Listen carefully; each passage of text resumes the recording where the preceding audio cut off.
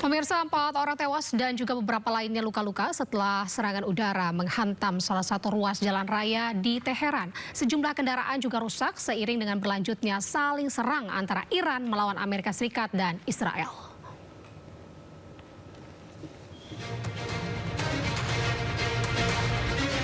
Rekaman video menunjukkan dampak dari tabrakan akibat hantaman rudal di Jalan Raya Martir Bagheri, Iran.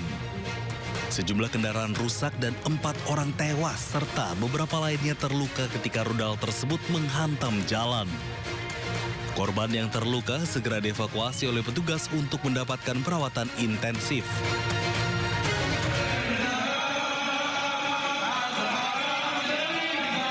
Sebelumnya di kota Karaj, massa berkumpul sambil mengibarkan bendera nasional Iran. Mereka meneriakkan slogan mengecam Amerika Serikat dan Israel. Masyarakat Iran menyatakan kesetiaan kepada pemimpin baru Mojtaba Khamenei serta dukungan terhadap arah politik negara.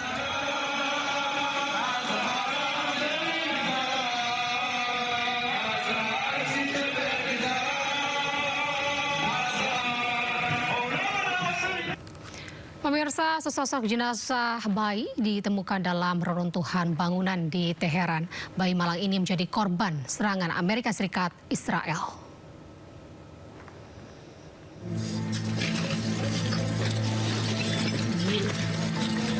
Jenazah bayi perempuan berusia 1 tahun ini dievakuasi dari reruntuhan yang menjadi sasaran pengeboman di Teheran.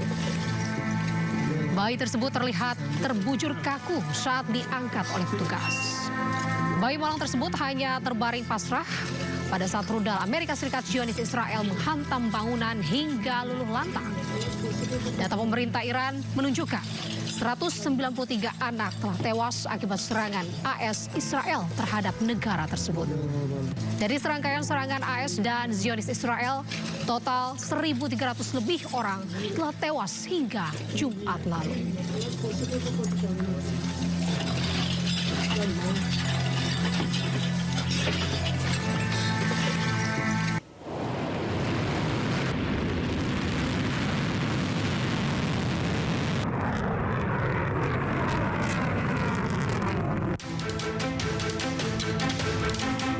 Iran semakin gencar membombardir dan meratakan kota-kota di Israel. Komandan militer Iran bahkan menegaskan bahwa Iran tidak akan lagi menggunakan rudal dengan hulu peledak yang ringan. Iran akan memakai semua stok rudalnya yang memiliki hulu ledak minimal 1 ton untuk melancarkan gempuran masif ke Israel. Rudal-rudal tersebut akan diarahkan ke Israel dan fasilitas militer Amerika Serikat yang tersebar di Timur Tengah.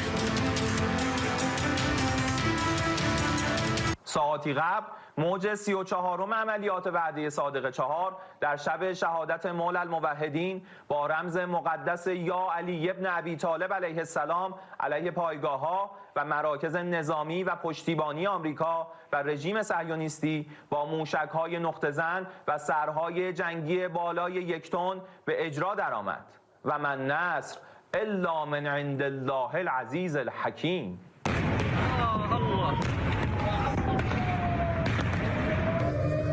الله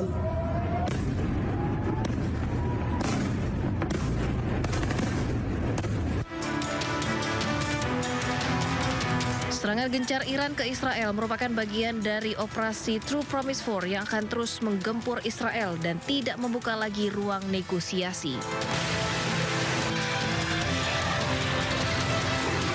Hal ini tentunya membantah klaim Presiden Amerika bahwa perang memasuki masa-masa akhir.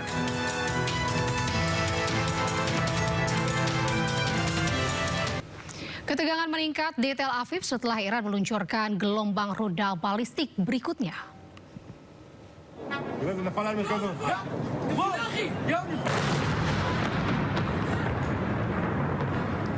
Militer Iran merilis rekaman peluncuran sejumlah rudal berat.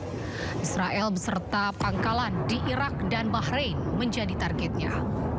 Sistem pertahanan udara Israel pun berupaya mencegat serangan. Namun, sejumlah rudal berhasil lolos dan menghantam wilayah perkotaan. Warga Israel panik dan berlarian ke jalanan saat ledakan terjadi.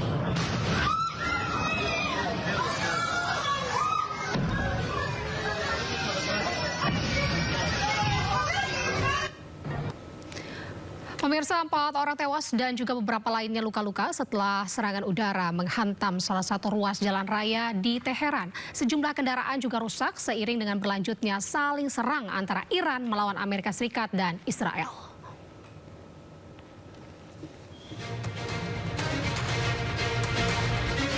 Rekaman video menunjukkan dampak dari tabrakan akibat hantaman rudal di Jalan Raya Martir Bagheri, Iran. Sejumlah kendaraan rusak dan 4 orang tewas serta beberapa lainnya terluka ketika rudal tersebut menghantam jalan. Korban yang terluka segera dievakuasi oleh petugas untuk mendapatkan perawatan intensif.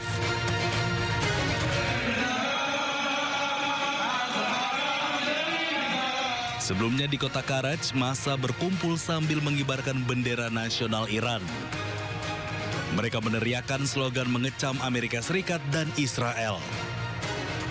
Masyarakat Iran menyatakan kesetiaan kepada pemimpin baru Mojtaba Khamenei serta dukungan terhadap arah politik negara.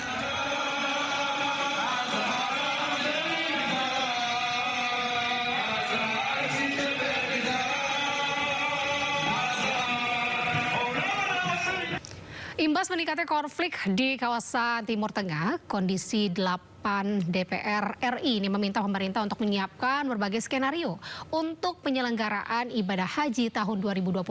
Salah satunya adalah dengan tidak memberangkatkan jemaah jika situasi tidak memungkinkan.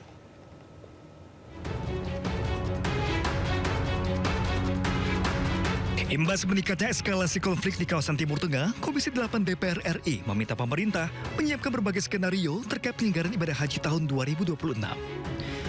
Salah satu skenario yang perlu dipersiapkan adalah terkait kemungkinan tidak memberangkatkan jemaah jika situasi keamanan tidak memungkinkan. Kalau dari sisi paling aman, tidak memberangkatkan haji. Karena eskalasinya tidak bisa diprediksi. Tetapi itu dari sisi psikologis beragama itu mungkin agak berat. Yang kedua, kalau tidak memberangkatkan atau memang tidak lagi bisa berangkat.